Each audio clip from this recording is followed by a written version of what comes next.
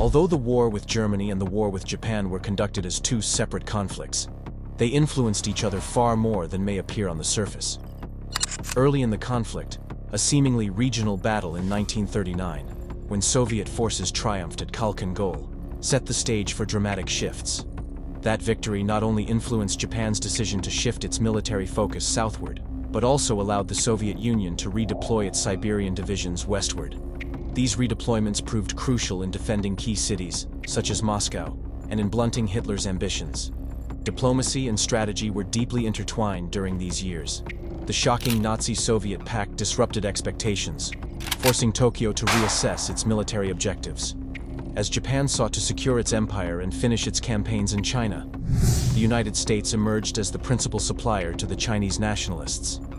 Despite Chiang Kai-shek's pleas for more pressure on the Soviets, President Roosevelt maintained a focus on his own strategic priorities. Actions like the imposition of an oil embargo were interpreted in Japan as a clear provocation, setting off a chain reaction that would soon pull America fully into the conflict. Meanwhile, even with little direct communication between Germany and Japan, their strategies began to converge. In a moment marked by hubris and miscalculation, Hitler unilaterally declared war on the United States without consulting his top military advisors. This decision forced Germany into a two-front war, dramatically complicating its military situation. Facing the combined industrial might of both American and British forces, the Axis powers found themselves in an increasingly precarious position. On the Eastern Front, the narrative turns even more harrowing.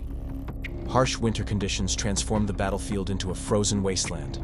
With temperatures plunging well below zero, both soldiers and civilians endured unimaginable hardships.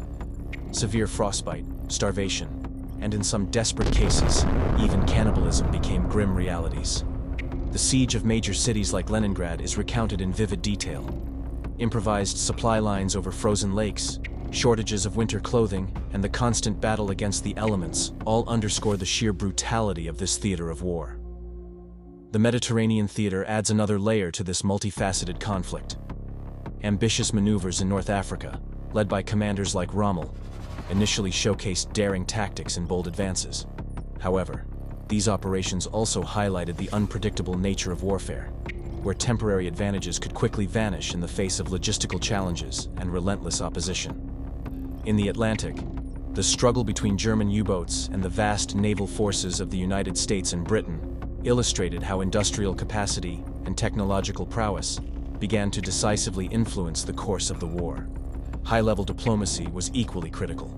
The interactions among leaders like Roosevelt, Churchill, and Stalin were a delicate balancing act. Roosevelt's unwavering commitment, manifested in policies such as Lend-Lease, contrasted sharply with Churchill's impassioned appeals and Stalin's ruthless drive to consolidate Soviet power. Their differing visions, personal ambitions, and ideological convictions shaped military strategies and set the stage for the post-war world.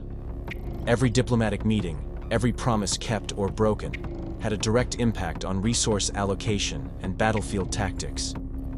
Ultimately, this narrative shows that World War II was a continuous, interconnected struggle where every decision, whether on the diplomatic table or the battlefield, had far-reaching consequences.